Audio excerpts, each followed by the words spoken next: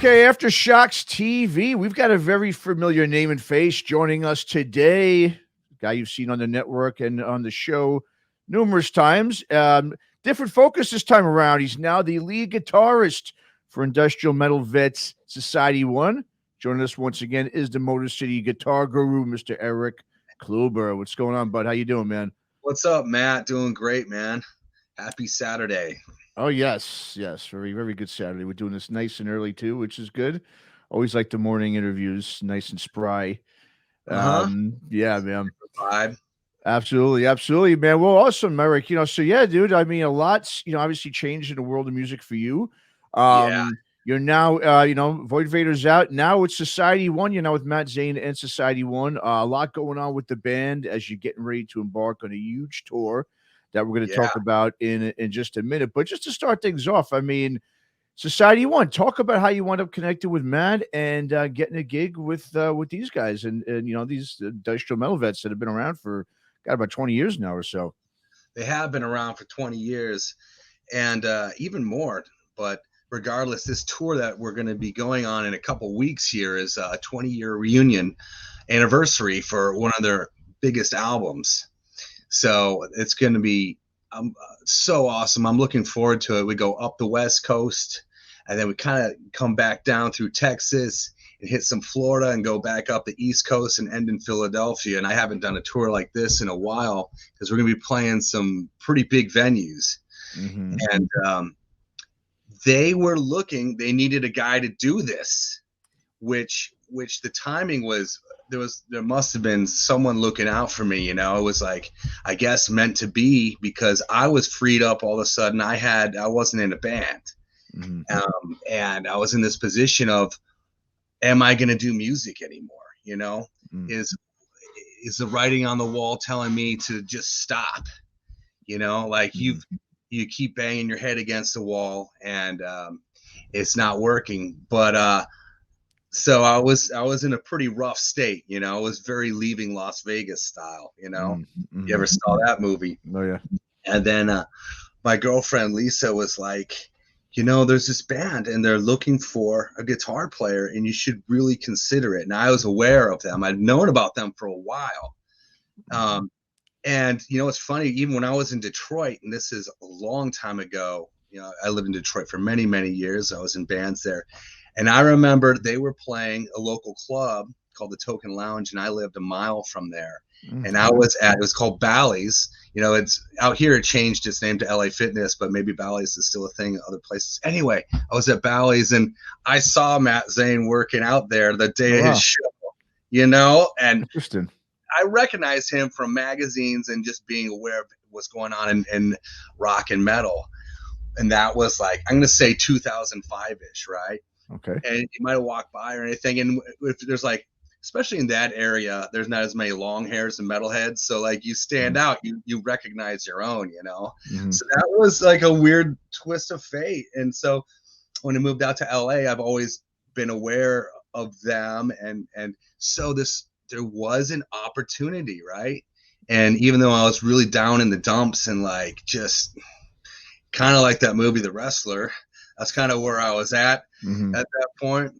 And I was like, you know what? You're fucking right. And like they were still looking for someone, and they had a great tour that they needed someone reliable who could handle it. Mm-hmm. And I went all in, and I just did my research of like what to audition, and did like I rented like a rehearsal room so it looked good, it wasn't just in my apartment right here, mm-hmm. which has its own vibe, but it's not really that cool of an artistic like audition vibe. Sure.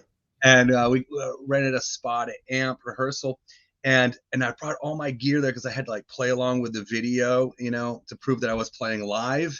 Mm-hmm. And I had it all set up. I had to like strike the drum kit and move it all aside, and had all this set up to do this audition. But it's just pain in the ass is what I'm getting to you. And I forgot the piece that mounts to the tripod, to mount the camera to the tripod so I can hit record and play. Uh-huh. So I'm pretty much, and then just like setting it on an angle like on a corner of a wall. It wasn't an option. I was like, fuck, and I was gonna just like, let's just go home. And and my girlfriend Lisa was like, she's like, hey, I'll be your tripod. So she just like filmed the whole thing. She was my camera girl, Oh, nice. Okay. Anyway, so like that's just a funny story about how that in itself, like I went through the effort to learn the music, like and get it together and have a good audition video, and then that almost just went to shit because I forgot the fucking little piece that screws into the top of the tripod to hold the camera. And we still persevered and got through it and sent it in. And the next day I got a phone call, so that's a good sign, that, I mean, next a lot day, of yeah. Yeah, you can submit things and you can never get a response. Exactly. It really didn't know I didn't know the guys, It's not like I called them personally or even had any sort of inside connection to their camp at all. So that was a good sign. And like within a couple of days, I was doing a live audition. So that's how I got introduced to it. And then I went for it hard with the video, like really learning the song and trying to have a good presentation to show that I was fucking serious about doing this, that I could handle it.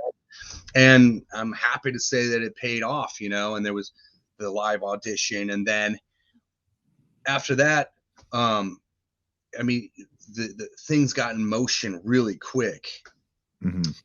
Like, whereas they recorded some new songs and he's like, hey, I would like you to write a guitar solo for The Fight Within, which is a video.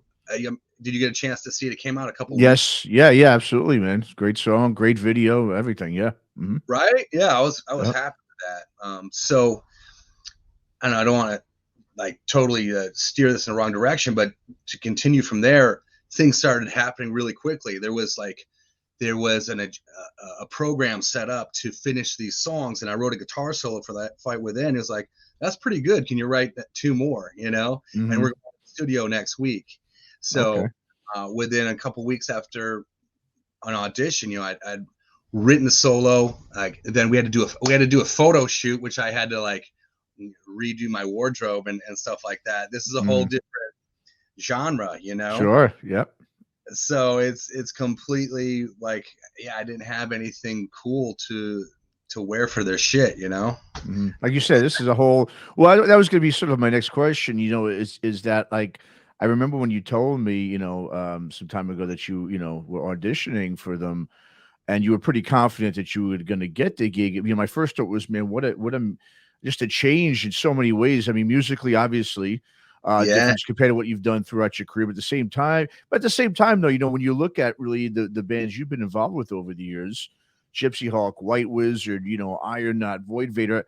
I mean, they're all different, So I mean, they are different. But this was obviously a little bit more, like you said, you've got the.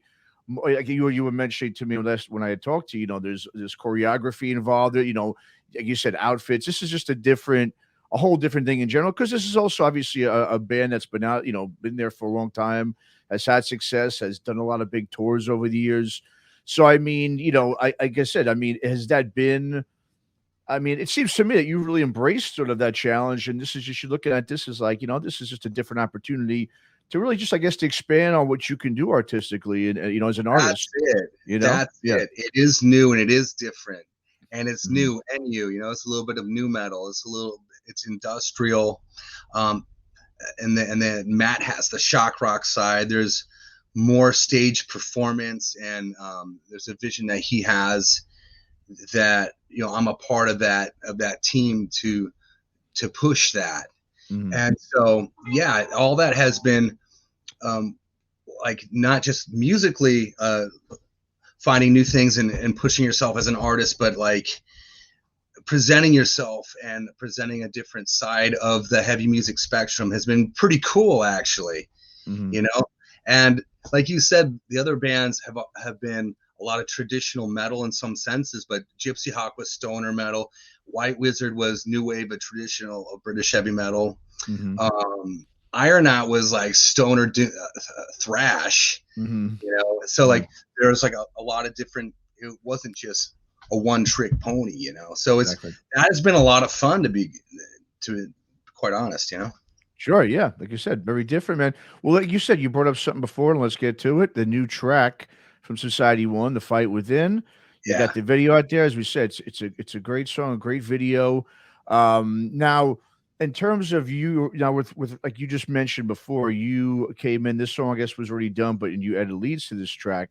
yeah, So yeah, I mean, in terms of now coming into a band so soon and having now here we go, just get on it right away. How was that for you? I mean, like I know mostly in the past. I mean, obviously White Wizard was already an established band when you joined them, but most of the bands you in were kind of new and stuff that you had been a part of to start with Void Vader, obviously Iron Knot and Gypsy Hawk. So coming into a situation like this and going right away, okay, here, contribute right away to a song. I mean, did you have a lot of pressure on you to kind of, do that, or was it just sort of like, what, I'm just gonna, I know I'm confident I know what I can do, and obviously it worked, and like I said, the parts you put in there were really great, and everyone can check that out. We're gonna bring that up here in a second after we're finished with this particular question. But yeah, talk about that a little bit.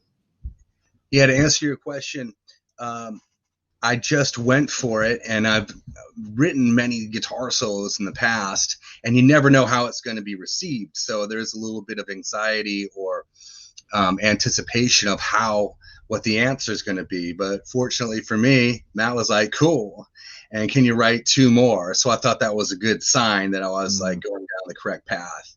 But it is like a bit of a crapshoot, That's what's kind of fun and exciting about all of this is you just don't know what's going to work and what's not going to work, and you just do your best to make it work. And then when you hit a home run, then like it makes you have a little bit of a sense of accomplishment.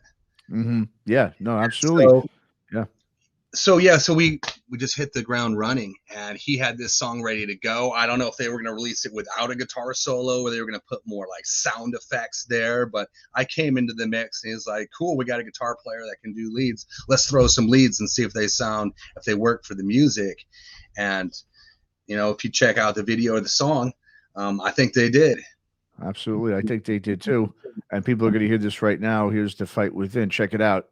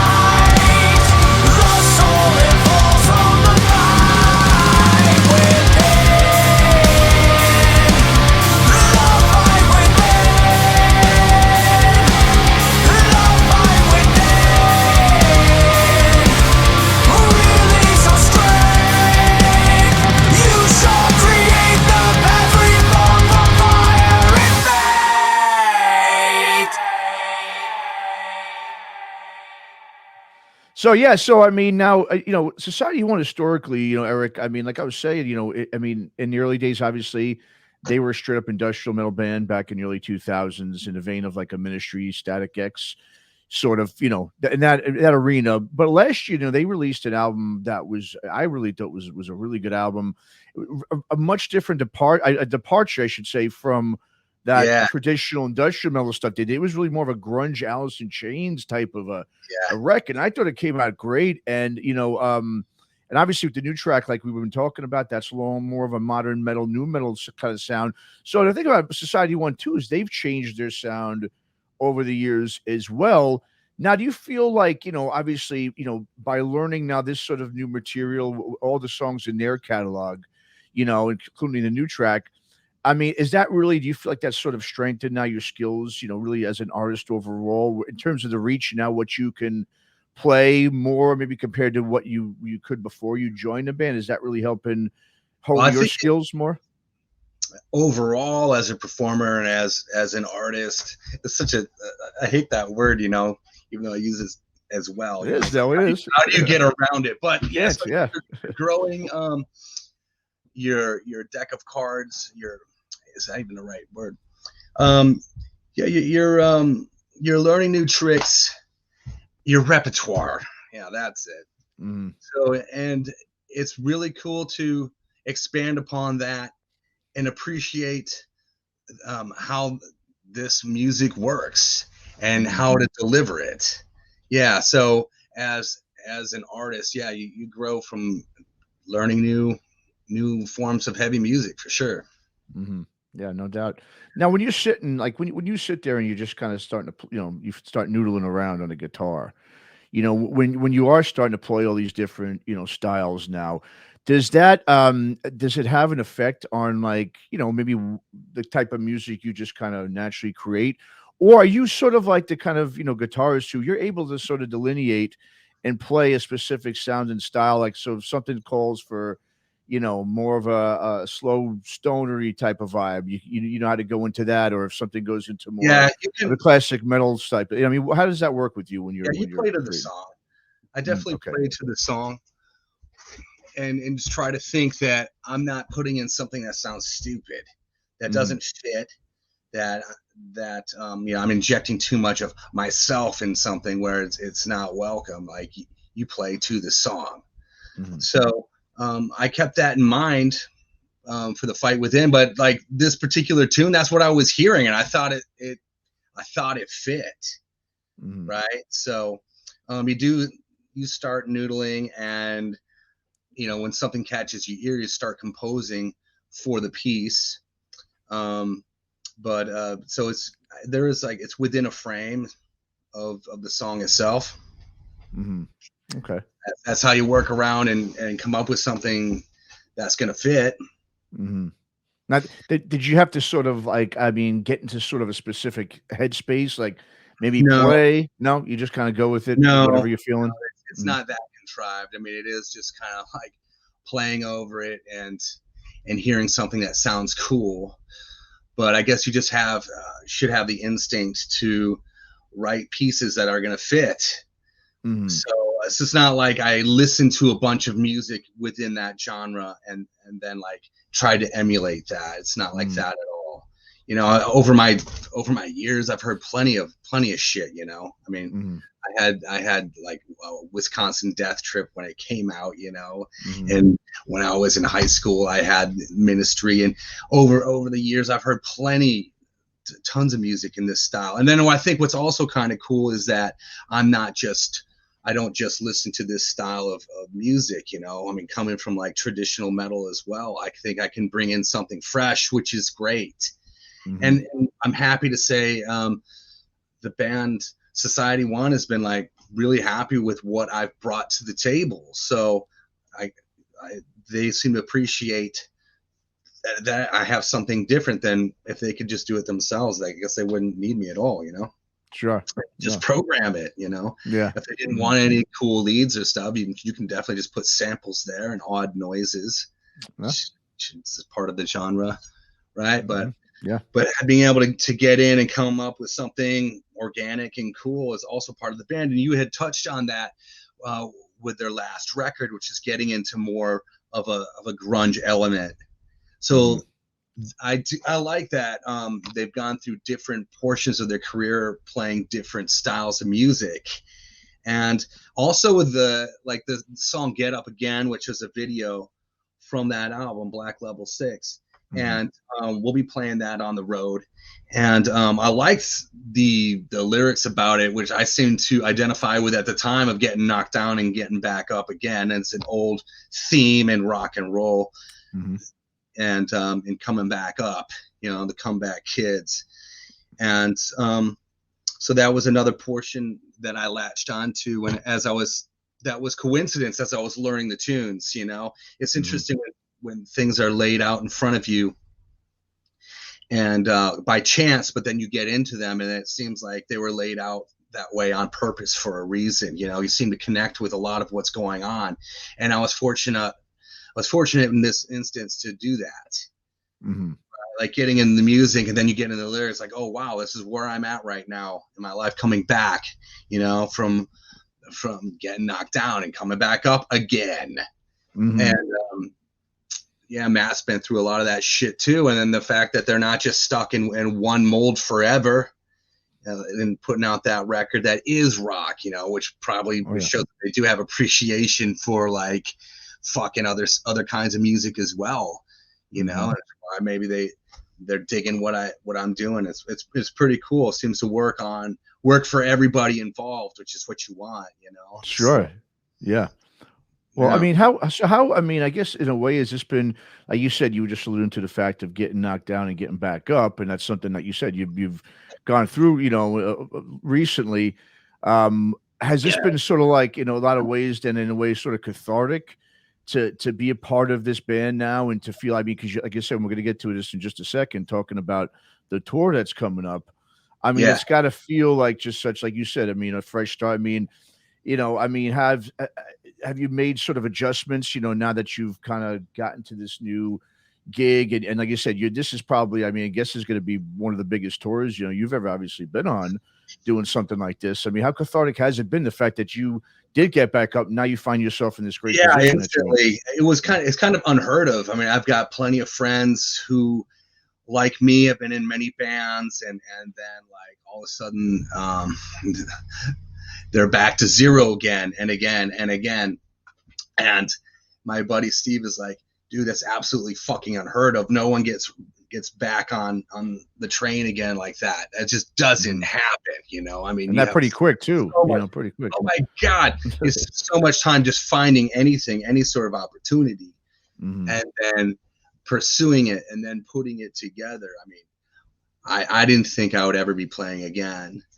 I thought really it was just like the writing was on the wall. I was done. It was over. It's time to just focus on just being a civilian forever, And I was super lucky, man. And also to try and just take advantage of this opportunity. I actually ended up like losing a bunch of weight and stopped drinking, which has been super helpful just to get shit done and help keep up with the pace of putting this all together, and learning a whole new band's repertoire and getting the vibe down, I didn't have to do that, that was on my own. I was like, fuck, man, like maybe I was getting a little bit sloppy or something, like cut down on weight and the calories and booze are massive. And then there's other bonuses from doing that, and productivity, not to sound like some fucking Just Say No commercial or something like that, but like it worked for me. And it's been like, it's helped push me along with that. Sure. Yeah. Well, I mean, and like you just said, I mean, making those changes, obviously, like you said, you're gearing up for the Rise of the Machine tour here with Fear Factory and Static X. There's a lot to, like, I'm sorry to cut you off, but there's a lot to do. Like, I had to get all new gear. All my gear was falling apart, I had to like get pursue, track down and find a whole new like wardrobe that like that gelled with these guys that would look cool, you Mm-hmm. know, and learn all the tunes and like meet these new guys and shoot these videos and shoot these photos. And there's a lot to just prepare and do this. It's a fantastic opportunity, but now you gotta live up to your end, you know, Mm-hmm. Yeah. like clock's ticking, and here we are, like 2 weeks out from going on this tour. You know, we got a couple warm-up shows, but yeah, you were just about to talk about the tour, and I cut you off. So like, Mm-hmm. Go for it. go Yeah. ahead, man. Yeah. No. I was just gonna say. I mean, it's like I said. That's one of the things. I guess making those changes is this is it's physically obviously and mentally demanding and challenging to do a tour like this. Like I said, obviously there's a lot of to play with those bands, the Fear Factories and Static X's. Obviously, that's a lot to live up to, and so obviously making those changes is going to do nothing but obviously put you at the top of your game, which it seems like you are right now, which is great. And let me just bring up here real quick so everyone can check it out. The tour that is coming up, like I said, Rising Machine Tour. It starts February 25th in San Francisco, to March 18th in Philadelphia. Now, obviously, you also have a couple of warm-up shows Yeah, that you're doing as well. One at the Whiskey, I know, later in the month as well, and then one in Fresno before you head out. So, I mean, now this one in LA, like I think we were last time I talked to you. I know you would say obviously this is a big show for you because it's right there in LA, right where you live. And I'm, like I said, obviously every time you join a band, especially a band like Society One who's been around for a while, there's going to be some butterflies and some nerves, obviously kicking in yeah, there as your first year. I mean, is this sort of the most anxious you've probably felt? I would think since you probably played a show back in your early years in Detroit. I'm imagining, yeah. There's some probably, right? anxiety. You know, I didn't want my. I was hoping the first warm-up show was going to be in Fresno because that's like out of town. You know, not just in Yeah. front of my friends. Like my absolute first show with everybody. Hmm. I love playing the Whiskey, man. I haven't played there that many times. This will be only the fourth time I played there. And Oh, okay.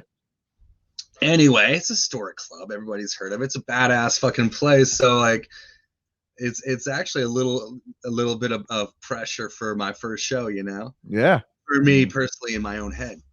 But Sure. it's great to have these warm-up shows before we go on the tour. Mhm. So this will be my first show with the band. You're right. February 22nd. We're opening for a band called the Throbs from New York City.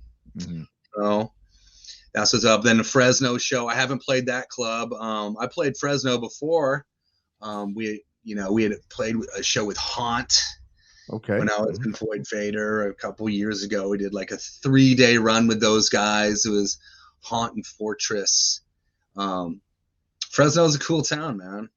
Anyway, Mhm. it's on the way to San Francisco where the tour starts. All makes perfect sense. Mhm. Yeah, That's what's man. up with that. So, but it's gonna be kick ass, man. Yeah. It's like I got no choice but to deliver on stage. So, Sure. Well, always, I've been seeing some of the videos, on social media that Matt's been putting up, and I mean, it looks like you guys are really. I mean, it's you guys are working hard. I mean, I don't know how else to say it. It's just, I mean, rehearsing like madmen, like there's no tomorrow. yeah, It seems like, I will and say yeah.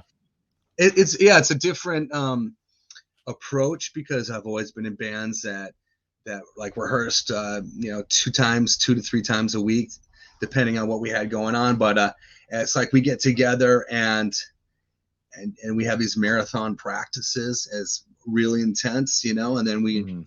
gone for like 3 weeks, 3 to 4 Mm. weeks, and that's new to me. And so we get together, and those are long days.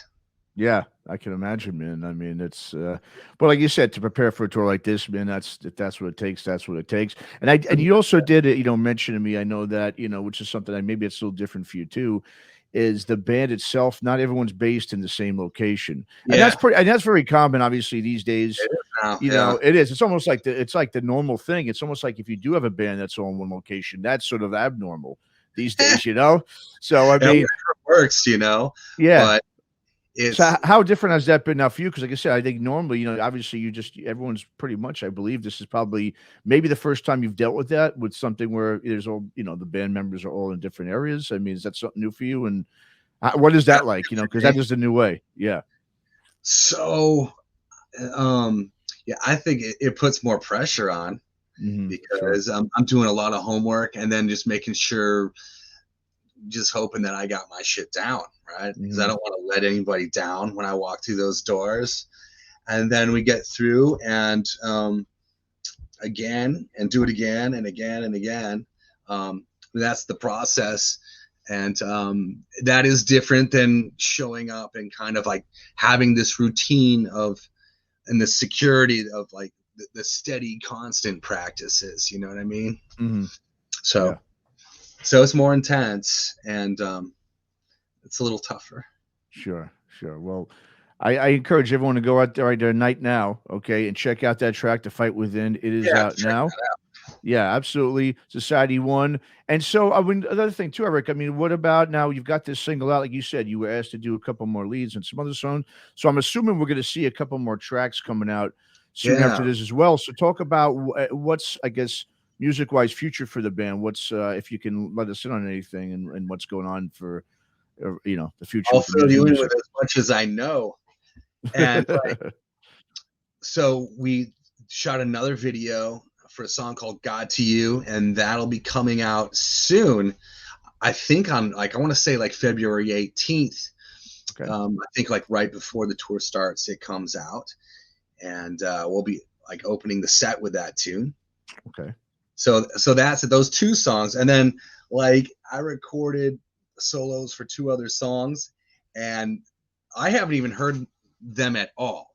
And mind you, when I recorded the solo to Fight Within, I recorded over a completely different like feel. The song was not complete. It was a Okay. different drum beat even that I soloed over. And then when I heard the final product, Dagan had done this drum solo essentially underneath my guitar solo, which was a whole different vibe that I hadn't anticipated. And it was Wow. like, Okay. that was a little bit wild. At first, you're like, "Whoa, this guitar solo is really on display." It was just underneath the verse riff, and it's very naked and like right out the open. And I was like, "Wow!" And then I was really happy with like, you let it sink in because you get what they call demoitis. I mean, you hear things the way that you laid it down, whether it's in the studio or on a demo. And I adjusted to it. I'm like, "That's fucking cool, man. That was so unexpected." So these songs, I lay down my parts. I haven't heard the finished product. Okay. It's kind of cool. Yeah. It's different. Like It's different. before, it was the exact opposite, where we'd come in and the songs were completely written like note for note. That's always been my experience. It's not like no time for experimentation in the studio. This time it's like I wrote my part note for note and put it down. But then that's just a piece that they work with and plug into the tune. And that was interesting. That was pretty cool, man. Yeah. And well, fortunately it turned out cool, right? And it would suck if it didn't turn out. If it didn't, like, yeah. Shit, I like it the old way. Oh yeah. That's just kind of, the thing with like being an artist and rock and roll and stuff like that is you don't always know how things are going to turn out. So it's a bit exciting, but it's also risky because nothing's guaranteed at all. Nothing ever is guaranteed.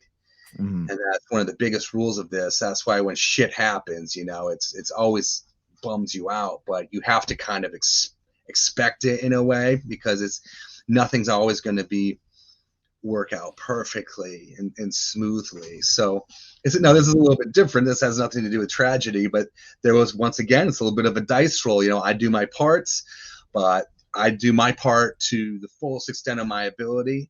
And then we'll see when it comes out. The pieces fall where they may. Yeah. Yeah. Yeah.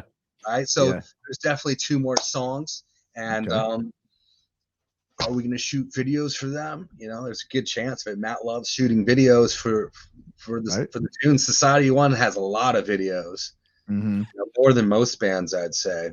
Well, he's done. I mean, he kind of does. I think, right? He puts out. I know he did that band Siglos. I know he did one of their videos with Sin Kieran on the ex guitarist for Society One. Speaking of them, right? And that was a really cool video too. I mean, when I talked to Sin, I remember he said that Matt actually brought in a real shaman from Mexico for that video. So this guy that's on the video, it's a cool video. Moria para Vivir is the name of the song, and there's a real shaman doing a real ritual, on the video, which was really cool. So yeah, he's I guess that's something he does pretty well. I mean, that's one of his revenue streams. Okay. Yeah. So he does that, but also imagine how much that burns you out to have to also do it for your own band. So it's a double-edged sword, right?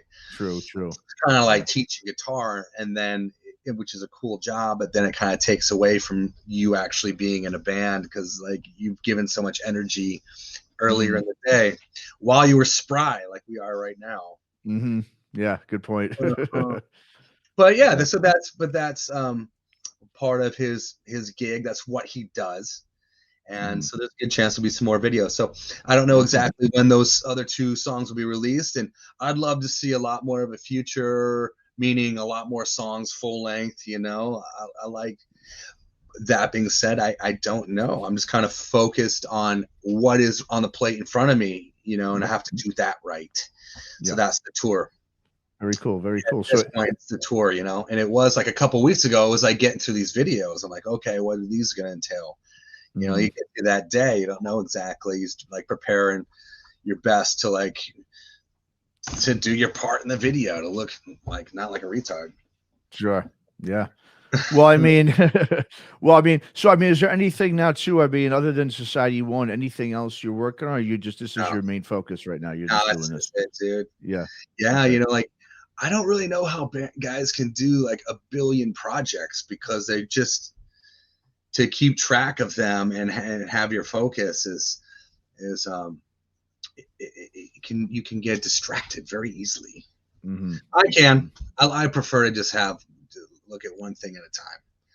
So this is it. We'll go through the tour, hopefully have some great stories for you, in a month. And then from there, there'll hopefully be some more things planned. Sure. Absolutely. Well, we'll have to get you back on and talk about some of those stories. I'm interested to hear about that for sure. Yeah, right now it's all just the preparation. We haven't even really launched yet. This is still all just the build up. That's true. That's a good point. Yep. No, absolutely, man. Well, Society 1 on the Rise of the Machine tour. Check them out on the road with Fear Factory and Static X, late February to mid-March. Anything else you want to throw in here, Eric, while we got you on before we wrap this up? Society 1 is going to be releasing a new video for God to You, and that should be within the next couple of weeks. You already talked about the tour. First show is Wednesday, the 22nd of February at the Whiskey in Hollywood, California. If you're in the area, come on out. Fresno, the tour once again, and that's it, Matt. It was so good to see you at Bob's Memorial. Yes, absolutely. You and Tanner and a bunch of other people, and hanging out at the Powerhouse, and here we are here, man. Thanks for having me on. Yeah, of course, man. All metal world.